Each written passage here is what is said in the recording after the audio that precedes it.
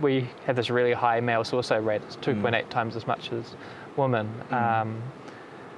And how do you think that relates to that attitude or that culture? I think from my perspective, I mean, I'm an engineer, I'm not a psychologist, but from what I see, it's just that bottling it up and just holding on to it and not actually going and talking to your mates or talking to someone, and you just hold it in, and you hold it in for so long that eventually it gets too much to hold in anymore, and it's not, and the release is unfortunately killing yourself. Or violence to someone else. Yeah, that as well. So, that said, how do you think, instead of, bottling it up, what do you think the answer is, and how do you not bottle it up? I think the most accessible way that most sort of blokes can relate to is go with your boys, have a beer, and say, just chat. It's not like you going to an actual therapist might be difficult, or it might be a big step. Just go to the boys, just have some beers, chat about it, and you'll find that everyone's actually probably going through the same sort of stuff, and that talking with each other, well, it'll make you better friends, and it'll also probably help you, and it'll help your friendship as well. I think that's the most accessible way for it to happen. It's funny because I guess it's with alcohol, it's a hard one because encouraging people to drink, to talk, can be misconstrued. Yeah, absolutely. I mean, I'm not saying go and get slaughtered with your boys. I'm saying we'll go to the pub, have a couple of beers with mates, and then go home. I don't think that's bad.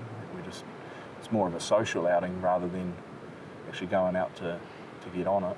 Yeah, it seems to be the almost the intention behind it. One is getting wasted to cover up pain. Yeah. Another is to go out and use it as a way to socialise. Well, it's an easy way to get a group together to socialise, and it's just a common way. Just go and have a couple of beers after work and then head home. You build it up in your head that it's not okay to talk about it, but most of the time it actually is. And everyone's willing to talk. No one's going to shoot you down for opening up. No, none of the mates I know anyway, or none of the people I know, in fact. I'm sure they'd all be open to it. And if they're not open to it, then they're probably going through a fair bit themselves that they're trying to repress. Yeah. So you can understand it that way. Yeah.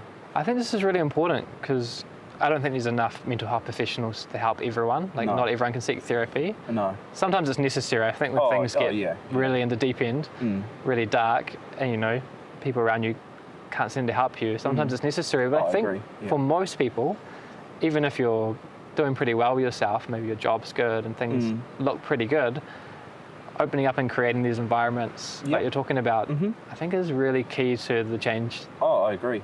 And another aspect of that is that if we create this sort of culture of opening up, you're going to catch these things early, and they're not going to grow to the point where they become something major, because you're opening up from the outset, when rather than repressing it and acting on it and making it worse, you're just letting it out as soon as it sort of arises and nipping it in the bud, and you've talked about it, it's sort of, you've gotten over it, moved on, and then it's no longer manifested into something that ends up with you taking your own life. So, no, absolutely. I think that's really important.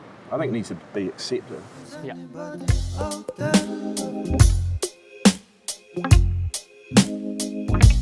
Can anybody hear me?